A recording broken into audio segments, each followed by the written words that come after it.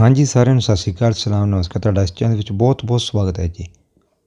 ਬਾਕੀ ਆਪਣੀ ਅੱਜ ਦੀ ਪੂਰੀ ਦੁਨੀਆ ਦੇ ਵਿੱਚ ਤਕਰੀਬਨ 193 ਦੇਸ਼ ਹਨ ਇਸ ਟਾਈਮ, ਜਿਨ੍ਹਾਂ ਨੂੰ ਕੋਈ ਇੰਟਰਨੈਸ਼ਨਲ ਲੈਵਲ ਦੇ ਉੱਤੇ ਜਿਹੜੀ ਮਾਨਤਾ ਹੈ ਜੀ ਉਹ ਪ੍ਰਾਪਤ ਹੋਈ ਹੈ। ਮਤਲਬ ਪੂਰੇ ਵਰਲਡ ਦੇ ਵਿੱਚ 193 ਕੰਟਰੀਆਂ ਹਨ। ਬਾਕੀ ਦੁਨੀਆ ਦੇ ਵਿੱਚ ਜਿੰਨੇ ਵੀ ਦੇਸ਼ ਹਨ, ਸਾਰੇ ਦੇਸ਼ਾਂ ਦਾ ਜਿਹੜਾ ਅਲੱਗ-ਅਲੱਗ ਤਰ੍ਹਾਂ ਦਾ ਖੇਤਰਫਲ ਹੈ ਜੀ। ਕੋਈ ਦੇਸ਼ ਬਹੁਤ ਵੱਡਾ ਹੈ ਅਤੇ ਕੋਈ ਦੇਸ਼ ਇੰਨਾ ਛੋਟਾ ਹੈ ਕਿ ਉਹ ਨਕਸ਼ੇ ਦੇ ਉੱਤੇ ਵੀ ਦਿਖਾਈ ਨਹੀਂ ਦੇ ਸਕਦਾ। ਜੋ ਤੁਸੀਂ ਵਰਲਡ ਦਾ ਮਾਪ ਦੇਖਦੇ ਹੋ ਤਾਂ ਇੱਕ ਬੜੀ ਹੀ ਅਜੀਬ ਜਿਹੀ ਗੱਲ ਹੈ। ਹੁਣ ਜਦੋਂ ਤੁਸੀਂ ਕਈ ਵਾਰ ਇਟਲੀ ਦਾ ਨਕਸ਼ਾ ਦੇਖਦੇ ਹੋ, ਤੁਸੀਂ ਕੋਸ਼ਿਸ਼ ਕਰਕੇ ਦੇਖੋ ਕਿ ਤੁਸੀਂ ਜਦੋਂ ਇਟਲੀ ਦਾ ਨਕਸ਼ਾ ਦੇਖੋਗੇ ਤੁਹਾਨੂੰ ਇਸ ਦੇ ਵਿੱਚ ਇੱਕ ਇਟਲੀ ਹੀ ਦਿਖਾਈ ਦਿੰਦਾ ਹੈ ਅਤੇ ਜਿਹੜੀਆਂ ਇਸ ਦੇ ਅੰਦਰ ਦੋ ਹੋਰ ਚੀਜ਼ਾਂ ਹਨ ਉਹ ਤੁਹਾਨੂੰ ਕਈ ਵਾਰ ਦਿਖਾਈ ਨਹੀਂ ਦਿੰਦੀਆਂ। ਜਿੱਦਾਂ ਕਿ ਇਟਲੀ ਦੇ ਅੰਦਰ ਇੱਕ ਹੋਰ ਦੇਸ਼ ਵਸ ਰਿਹਾ ਹੈ ਜਿਸ ਨੂੰ ਸਾਨ ਮਰੀਨੋ ਕਹਿੰਦੇ ਹਾਂ, ਅਤੇ ਇਸ ਤੋਂ ਇਲਾਵਾ ਇੱਕ ਹੋਰ ਦੇਸ਼ ਹੈ ਜੀ ਜਿਸ ਨੂੰ ਆਪਾਂ ਵੈਟੀਕਨ ਸਿਟੀ ਵੀ ਕਹਿੰਦੇ ਹਾਂ। ਹੁਣ ਇਹ ਦੋਨੇ ਵੱਖੋ ਵੱਖਰੇ ਦੇਸ਼ ਹਨ। ਮਤਲਬ ਇਟਲੀ ਦੇ ਅੰਦਰ ਦੋ ਹੋਰ ਦੇਸ਼ ਵਸਦੇ ਹਨ ਅਤੇ ਇਟਲੀ ਦੇ ਵਿੱਚ ਜਿਹੜੇ ਲੋਕ ਰਹਿ ਰਹੇ ਹਨ ਉਹਨਾਂ ਨੂੰ ਵੈਟੀਕਨ ਸਿਟੀ ਦੇ ਬਾਰੇ ਵੀ ਕਈਆਂ ਨੂੰ ਜ਼ਿਆਦਾ ਨਹੀਂ ਪਤਾ ਹੈ। ਅਤੇ ਅੱਜ ਤੁਹਾਨੂੰ ਇਹੋ ਜਿਹੀਆਂ ਗੱਲਾਂ ਆਪਾਂ ਇਸ ਵੀਡੀਓ ਵਿੱਚ ਦੱਸਣੀਆਂ ਹਨ ਕਿ ਜਿਹੜੇ ਲੋਕ ਇਟਲੀ ਦੇ ਵਿੱਚ ਰਹਿ ਰਹੇ ਹਨ ਉਹ ਵੀ ਸੁਣ ਕੇ ਹੈਰਾਨ ਹੋ ਜਾਣਗੇ ਕਿ ਇਹ ਗੱਲਾਂ ਉਹਨਾਂ ਨੂੰ ਕਈ ਵਾਰ ਪਹਿਲਾਂ ਵੀ ਕਿਸੇ ਨੇ ਕਿਉਂ ਨਹੀਂ ਦੱਸੀਆਂ। ਲਓ ਜੀ, ਸਟਾਰਟਿੰਗ ਕਰਦੇ ਹਾਂ। ਵੈਟੀਕਨ ਸਿਟੀ ਜਿਹੜਾ ਇਟਲੀ ਦੇ ਅੰਦਰ ਇੱਕ ਵਸਦਾ ਹੋਰ ਦੇਸ਼ ਹੈ। ਇਹ ਦੁਨੀਆ ਦਾ ਸਭ ਤੋਂ ਛੋਟਾ ਦੇਸ਼ ਹੈ। ਇਸ ਦੇਸ਼ ਦਾ ਏਰੀਆ ਅਤੇ ਜਿਹੜੀ ਪੋਪੂਲੇਸ਼ਨ ਹੈ ਜੋ ਇੱਕ ਪਿੰਡ ਦੇ ਬਰਾਬਰ ਹੈ, ਪਰੰਤੂ ਇਸ ਦੇ ਬਾਵਜੂਦ ਵੀ ਇਸ ਨੂੰ ਇੱਕ ਇੰਟਰਨੈਸ਼ਨਲ ਕੰਟਰੀ ਹੈ ਜਿਹੜਾ ਹੈ ਜੀ ਦਰਜਾ ਮਿਲ ਚੁੱਕਾ ਹੈ। ਮਤਲਬ ਬੰਦਾ ਇਹ ਨਹੀਂ ਕਹਿ ਸਕਦਾ ਕਿ ਰੋਮ ਦੇ ਬਿਲਕੁਲ ਵਿੱਚ ਪੈਂਦਾ ਹੈ ਵੈਟੀਕਨ ਸਿਟੀ ਦੇ। ਇੱਥੇ ਜਿਹੜੇ ਪੋਪ ਫਰਾਂਚਿਸਕੋ ਰਹਿੰਦੇ ਹਨ, ਜਿਹੜੇ ਈਸਾਈਆਂ ਦੇ ਧਰਮ ਗੁਰੂ ਹਨ, ਅਤੇ ਇਸ ਕਰਕੇ ਇਟਲੀ ਦਾ ਇੱਕ ਹਿੱਸਾ ਹੈ। ਇਹ ਬਿਲਕੁਲ ਵੱਖਰਾ ਦੇਸ਼ ਹੈ ਜੀ। ਵੈਟੀਕਨ ਸਿਟੀ ਦੁਨੀਆ ਦਾ ਸਭ ਤੋਂ ਛੋਟਾ ਦੇਸ਼ ਹੈ ਜਿਹੜਾ ਕਿ ਇਟਲੀ ਰਾਜਧਾਨੀ ਰੋਮ ਦੇ ਅੰਦਰ ਬਣਿਆ ਹੋਇਆ ਦੇਸ਼ ਹੈ। ਇੱਕ ਉਹਦੇ ਅੰਦਰ ਵਸਦਾ ਹੈ, ਮਤਲਬ ਰੋਮ ਦੇ ਅੰਦਰ ਇੱਕ ਹੋਰ ਦੇਸ਼ ਵਸਦਾ ਹੈ।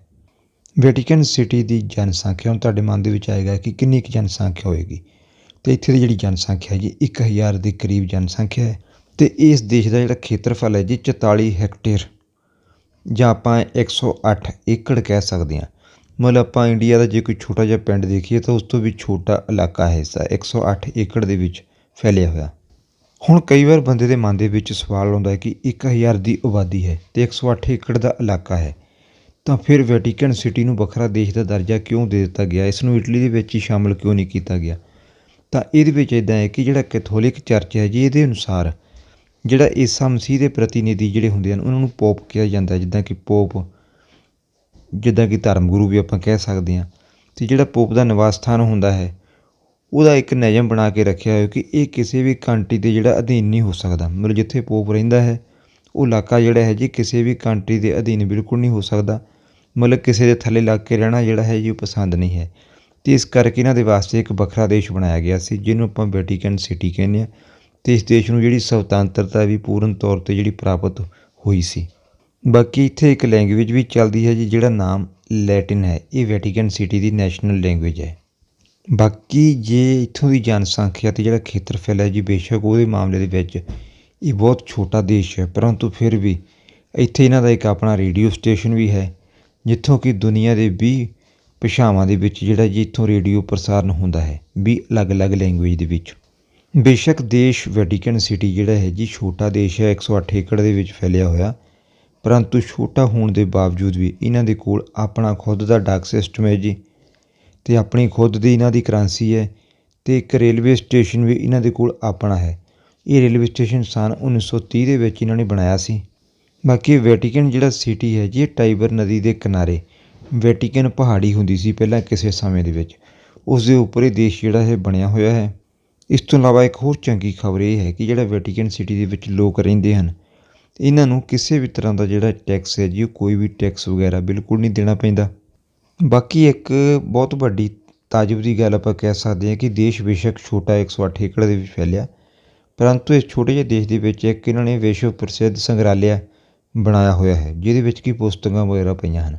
ਹੁਣ ਤੁਹਾਨੂੰ ਇਹ ਸੋਚ ਕੇ ਬੜੀ ਹੈਰਾਨੀ ਹੋਏਗੀ ਕਿ ਜਿਹੜਾ ਸੰਗ੍ਰਹਾਲਿਆ ਹੈ ਜੀ ਇਹ ਇਸ ਤਰ੍ਹਾਂ ਬਣਾਇਆ ਗਿਆ ਹੈ ਕਿ ਜੋ ਤੁਸੀਂ ਇਸ ਦੇ ਅੰਦਰ ਘੁੰਮਦੇ ਹੋ ਤਾਂ ਜਿਹੜੀ ਉਹ ਤੁਹਾਡੀ ਘੁੰਮਣ ਫਿਰਨ ਦੀ ਮੁੱਲ, ਜਿੱਦਾਂ ਕਿ ਆਪਾਂ ਕਹਿ ਸਕਦੇ ਹਾਂ ਕਿਲੋਮੀਟਰਾਂ ਵਿੱਚ ਅਗਰ ਦੇਖੀਏ ਗਲੀਆਂ ਕਿੰਨੀਆਂ ਬਣ ਜਾਂਦੀਆਂ ਹਨ, ਅਤੇ 14.5 ਕਿਲੋਮੀਟਰ ਦਾ ਜਿਹੜਾ ਇਲਾਕਾ ਬਣ ਜਾਂਦਾ ਹੈ। ਅਤੇ ਜਿੰਨੀਆਂ ਇੱਥੇ ਮੌਜੂਦ ਪੇਂਟਿੰਗ ਹਨ ਅਗਰ ਉਹਨਾਂ ਨੂੰ ਤੁਸੀਂ ਸਾਰਿਆਂ ਨੂੰ ਦੇਖਦੇ ਹੋ, ਅਗਰ ਤੁਸੀਂ 1 ਮਿੰਟ ਵੀ ਇੱਕ ਪੇਂਟਿੰਗ ਦੇਖਦੇ ਹੋ ਅਤੇ ਇਹਦੇ ਵਾਸਤੇ ਸਾਰਾ ਸੰਗ੍ਰਹਾਲਿਆ ਘੁੰਮਣ ਦੇ ਵਾਸਤੇ ਤੁਹਾਨੂੰ 4 ਸਾਲ ਦਾ ਸਮਾਂ ਲੱਗ ਜਾਏਗਾ। ਹੁਣ ਤੁਸੀਂ ਆਪਣੇ ਆਪ ਸੋਚ ਸਕਦੇ ਹੋ ਕਿ ਕਿੰਨਾ ਕੁ ਇਸ ਦੇ ਵਿੱਚ ਸਮਾਨ ਇਹਨਾਂ ਨੇ ਰੱਖਿਆ ਹੋਇਆ ਹੈ। ਇਸ ਤੋਂ ਇਲਾਵਾ ਵੈਟੀਕਨ ਸਿਟੀ ਦੇ ਵਿੱਚ ਮੌਜੂਦ ਇੱਕ ਸੇਂਟ ਪੀਟਰ ਗਿਰਜਾ ਘਰ ਹੈ ਜੀ, ਜਿਹੜੀ ਯੂਨੈਸਕੋ ਹੈ ਜਿਹੜੀ ਵਿਸ਼ਵ ਧਰੋਹਰਾਂ ਨੂੰ ਸੰਭਾਲ ਕੇ ਰੱਖਦੀ ਹੈ। ਇਹਨਾਂ ਨੇ ਇਸ ਸੇਂਟ ਪੀਟਰ ਗਿਰਜਾ ਘਰ ਨੂੰ ਵਿਸ਼ਵ ਧਰੋਹਰ ਦੇ ਵਿੱਚ ਵੀ ਸ਼ਾਮਲ ਕਰ ਲਿਆ ਹੈ। ਬਾਕੀ ਕਈ ਵਾਰ ਬੰਦੇ ਦੇ ਮਨ ਦੇ ਵਿੱਚ ਆਉਂਦਾ ਹੈ ਕਿ ਜੇ ਇੰਨਾ ਛੋਟਾ ਜਿਹਾ ਦੇਸ਼ ਹੈ ਤਾਂ ਕਿਉਂ ਨਾ ਆਪਾਂ ਉੱਥੇ ਰਹਿਣ ਚਲੇ ਜਾਈਏ, ਅਤੇ ਪਰੰਤੂ ਇਹ ਗੱਲ ਆਪਾਂ ਤੁਹਾਨੂੰ ਦੱਸ ਦਈਏ ਕਿ ਇਹ ਜਿਹੜਾ ਬਿਲਕੁਲ ਨਾਮੁਮਕਿਨ ਹੈ ਜੀ, ਕਿਉਂਕਿ ਤੁਸੀਂ ਇੱਥੇ ਘੁੰਮਣ ਦੇ ਵਾਸਤੇ ਜਾ ਸਕਦੇ ਹੋ, ਤੁਸੀਂ ਜਦੋਂ ਚਾਹੋ ਜਾ ਸਕਦੇ ਹੋ, ਪਰੰਤੂ ਜੇ ਤੁਸੀਂ ਉੱਥੇ ਸਥਾਈ ਨਿਵਾਸ ਕਰਨਾ ਤਾਂ ਇਹਦੇ ਵਾਸਤੇ ਜਿਹੜੀ ਵਿਸ਼ੇਸ਼ ਤਰ੍ਹਾਂ ਦੀ ਉਹਨਾਂ ਕੋਲ ਪਰਮਿਸ਼ਨ ਲੈਣੀ ਪਏਗੀ। ਅਗਰ ਉਹ ਪਰਮਿਸ਼ਨ ਤੁਹਾਨੂੰ ਮਿਲਦੀ ਹੈ ਤਾਂ ਤਦ ਜਾ ਕੇ ਤੁਸੀਂ ਪਰਮਾਨੈਂਟ ਸਟੇ ਉਸ ਦੇ ਉੱਤੇ ਕਰ ਸਕਦੇ ਹੋ। ਇਸ ਤੋਂ ਇਲਾਵਾ ਜਿਹੜਾ ਵੈਟੀਕਨ ਸਿਟੀ ਹੈ, ਜਿਹੜਾ ਇਸਦਾ ਪ੍ਰਸ਼ਾਸਨ ਜਾਂ ਸ਼ਾਸਨ ਵਿਵਸਥਾ ਜੋ ਵੀ ਚੱਲ ਰਹੀ ਉਹ ਰਾਜਸ਼ਾਹੀ ਹੈ, ਜਿੱਦਾਂ ਕਿ ਰਾਜੇ ਹੁੰਦੇ ਸਨ। ਤਾਂ ਜਿਹੜਾ ਪੋਪ ਹੈ ਜੋ ਇੱਥੋਂ ਦਾ ਇੱਕ ਤਰ੍ਹਾਂ ਦਾ ਰਾਜਾ ਹੈ, ਜਿਹੜਾ ਕਿ ਨਿਆਂਪਾਲਿਕਾ, ਕਾਰਜਪਾਲਿਕਾ ਅਤੇ ਵਿਧਾਇਕਾ ਇਹਨਾਂ ਸਾਰਿਆਂ ਦੀ ਇੱਕ ਸ਼ਕਤੀ ਹੁੰਦਾ ਹੈ। ਬਾਕੀ ਤੁਹਾਨੂੰ ਪਹਿਲਾਂ ਵੀ ਦੱਸਿਆ ਕਿ ਵੈਟੀਕਨ ਸਿਟੀ ਦੇ ਵਿੱਚ ਜਿਹੜੀ ਵੱਖਰੀ ਕਰੰਸੀ ਹੈ ਜੀ, ਇਸ ਦੇਸ਼ ਦੀ ਜਿਹੜੀ ਕਰੰਸੀ ਹੈ ਜੋ ਪੂਰੇ ਇਟਲੀ ਦੇ ਵਿੱਚ ਵੀ ਵੈਲਿਡ ਹੈ। ਵੈਟੀਕਨ ਸਿਟੀ ਦੀ ਜਿਹੜੀ ਕਰੰਸੀ ਹੈ ਇਟਲੀ ਵਿੱਚ ਵੀ ਚੱਲਦੀ ਹੈ। ਹੁਣ ਤੁਸੀਂ ਅਗਰ ਯੂਰਪੀਅਨ ਕੰਟਰੀਆਂ ਦੇ ਵਿੱਚ ਘੁੰਮਦੇ ਹੋ, ਕਿਤੇ ਤੁਸੀਂ ਇੰਗਲੈਂਡ ਲਾ ਲਓ ਜਾਂ ਤੁਸੀਂ ਜਰਮਨ, ਫਰਾਂਸ, ਸਪੇਨ, ਪੁਰਤਗਾਲ, ਇਟਲੀ, ਰੋਮਾਨੀਆ ਜਾਂ ਕੋਈ ਵੀ ਦੇਸ਼ ਦੇਖ ਲਓ, ਪਰੰਤੂ ਇਹ ਜਿਹੜੇ ਸਾਰੇ ਲੋਕ ਹਨ ਪੂਰੇ ਯੂਰਪ ਦੇ ਵਿੱਚ ਵੈਟੀਕਨ ਸਿਟੀ ਨੂੰ ਜਾਣਦੇ ਹਨ।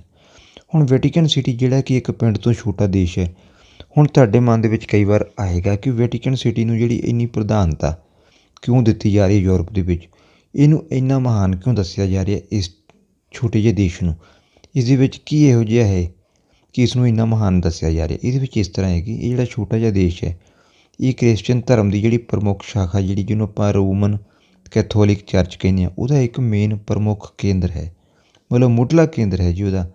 ਅਤੇ ਰੋਮਨ ਕੈਥੋਲਿਕ ਧਰਮ ਜਿਹੜਾ ਹੈ ਜੀ ਉਹਨੂੰ ਮੰਨਣ ਵਾਲੇ ਲੋਕਾਂ ਦੇ ਜਿਹੜੀ ਪ੍ਰਤੀਨਿਧੀ ਹਨ, ਉਹਨਾਂ ਦਾ ਨਾਮ ਹੈ ਪੋਪ, ਜਿਹਨੂੰ ਆਪਾਂ ਇੱਥੇ ਪਾਪਾ ਵੀ ਕਹਿੰਦੇ, ਇਟਾਲੀਅਨ ਭਾਸ਼ਾ ਵਿੱਚ ਪਾਪਾ ਕਹਿੰਦੇ ਨੇ ਇਸਨੂੰ, ਅਤੇ ਆਪਾਂ ਅੰਗਰੇਜ਼ੀ ਦੇ ਵਿੱਚ ਇਸ ਨੂੰ ਪੋਪ ਵੀ ਕਹਿ ਸਕਦੇ ਹਾਂ। ਉਹਨਾਂ ਦਾ ਨਿਵਾਸ ਸਥਾਨ ਵੀ ਜਿਹੜਾ ਹੈ ਜੀ ਉਹ ਵੈਟੀਕਨ ਸਿਟੀ ਹੈ। ਇਸ ਕਰਕੇ ਵੀ ਇਹਦੀ ਇੱਕ ਵੱਖਰੀ ਹੀ ਪੂਰੇ ਯੂਰਪ ਕੰਟਰੀਆਂ ਦੇ ਵਿੱਚ ਇੱਕ ਵੱਖਰੀ ਮਤਲਬ ਕਹਿ ਸਕਦੇ ਹਾਂ ਕਿ ਰਿਸਪੈਕਟ ਦਿੱਤੀ ਜਾ ਰਹੀ ਹੈ। ਹੁਣ ਇੱਕ ਸਵਾਲ ਬੰਦੇ ਦੇ ਮਨ ਦੇ ਵਿੱਚ ਹੋਰ ਆਉਂਦਾ ਹੈ, ਉਹ ਇਹ ਕਹਿੰਦਾ ਹੈ ਕਿ ਜੇ ਵੱਖਰਾ ਦੇਸ਼ ਹੈ ਅਤੇ ਆਪਣਾ ਇੱਕ ਪੂਰਾ ਤਰ੍ਹਾਂ ਮਤਲਬ ਇੱਕ ਵੱਖਰਾ ਦੇਸ਼ ਹੈ, ਕਿਸੇ ਦੇ ਉੱਤੇ ਡਿਪੈਂਡ ਨਹੀਂ ਹੈ, ਤਾਂ ਫਿਰ ਇਹ ਦੇਸ਼ ਦੀ ਕੋਈ ਸੈਨਾ ਕਿਉਂ ਨਹੀਂ ਹੈ, ਇਸ ਦੇ ਕੋਲ ਕੋਈ ਆਪਣੀ ਮਿਲਟਰੀ ਪੁਲਿਸ ਕਿਉਂ ਨਹੀਂ ਹੈ। ਇੱਦਾਂ ਤਾਂ ਕੋਈ ਵੀ ਦੇਸ਼ ਜਿਹੜਾ ਹੈ ਜੀ ਇਸ ਦੇ ਉੱਤੇ ਹਮਲਾ ਕਰ ਦੇਗਾ ਅਤੇ ਇਸ ਨੂੰ ਆਪਣਾ ਗੁਲਾਮ ਬਣਾ ਸਕਦਾ ਹੈ, ਪਰੰਤੂ ਇਸ ਤਰ੍ਹਾਂ ਬਿਲਕੁਲ ਨਹੀਂ ਹੋਏਗਾ। ਇਸੇ ਤੁਹਾਨੂੰ ਇਹ ਗੱਲ ਦੱਸਦੀ ਹੈ ਕਿ ਬੇਸ਼ੱਕ ਇਟਲੀ ਦੇ ਨਾਲ ਜਿਹੜਾ ਵੈਟੀਕਨ ਸਿਟੀ ਦਾ ਕੋਈ ਵੀ ਸੰਬੰਧ ਨਹੀਂ ਹੈ, ਪਰੰਤੂ ਫਿਰ ਵੀ ਇਹ ਜਿਹੜਾ ਦੇਸ਼ ਹੈ ਜੀ ਚਾਰੇ ਪਾਸੇ ਤੋਂ ਇਟਲੀ ਦੇ ਨਾਲ ਘਿਰਿਆ ਹੋਇਆ ਹੈ। ਮਤਲਬ ਕੀ ਹੈ ਕਿ ਜਿੱਦਾਂ ਆਪਣਾ ਇੰਡੀਆ ਦੇਸ਼ ਹੈ, ਇੰਡੀਆ ਦੇ ਵਿੱਚ ਇੱਕ ਮੰਨ ਲਓ ਕੋਈ ਸ਼ਹਿਰ ਹੈ ਦਿੱਲੀ, ਜਿੱਦਾਂ ਆਪਾਂ ਕਿਸੇ ਸ਼ਹਿਰ ਨੂੰ ਕਹਿ ਦਈਏ ਕਿ ਇੱਕ ਵੱਖਰਾ ਦੇਸ਼ ਹੈ, ਬਸ ਇਸੇ ਤਰ੍ਹਾਂ ਆਸੇ ਪਾਸੇ ਇਸਦੇ ਜਿਹੜਾ ਬਾਰਡਰ ਹੈ ਜੀ ਚਾਰੇ ਪਾਸੇ ਉਹ ਇਟਲੀ ਦਾ ਬਾਰਡਰ ਲੱਗਦਾ ਹੈ ਅਤੇ ਇਟਲੀ ਵੱਲੋਂ ਇਹ ਸੇਫ ਹੈ, ਅਤੇ ਇਟਲੀ ਦੇਸ਼ ਜਿਹੜਾ ਹੈ ਜੀ ਉਹੀ ਇਸ ਦੀ ਰੱਖਿਆ ਕਰਦਾ ਹੈ। ਮਤਲਬ ਜਿਹੜੀ ਜ਼ਿੰਮੇਵਾਰੀ ਹੈ ਜੀ ਡਿਫੈਂਸ ਦੀ ਉਹ ਸਾਰੇ ਇਟਲੀ ਦੇ ਉੱਪਰ ਹੀ ਹੈ। ਬਾਕੀ ਇਸ ਤਰ੍ਹਾਂ ਆਪਾਂ ਇਸ ਦੇ ਵਿੱਚ ਕੁਝ ਗੱਲਾਂ ਕੀਤੀਆਂ ਜਿਹੜੀਆਂ ਕਿ ਵੈਟੀਕਨ ਸਿਟੀ ਦੇ ਬਾਰੇ ਸ਼ਾਇਦ ਤੁਹਾਨੂੰ ਪਹਿਲਾਂ ਨਾ ਪਤਾ ਹੋਣਗੀਆਂ। ਬਾਕੀ ਜੇ ਤੁਹਾਨੂੰ ਲੱਗਦਾ ਹੈ ਕਿ ਪਹਿਲਾਂ ਤੁਹਾਨੂੰ ਨਹੀਂ ਪਤਾ ਸੀ ਤਾਂ ਕਮੈਂਟ ਬਾਕਸ ਵਿੱਚ ਜ਼ਰੂਰ ਦੱਸਿਓ। ਨੈਕਸਟ ਵੀਡੀਓ ਕਿਸੇ ਹੋਰ ਟੌਪਿਕ ਦੇ ਉੱਤੇ ਲੈ ਕੇ ਫਿਰ ਮਿਲਦੇ ਹਾਂ ਜੀ। ਵੀਡੀਓ ਦੇਖੀ ਧੰਨਵਾਦ ਜੀ।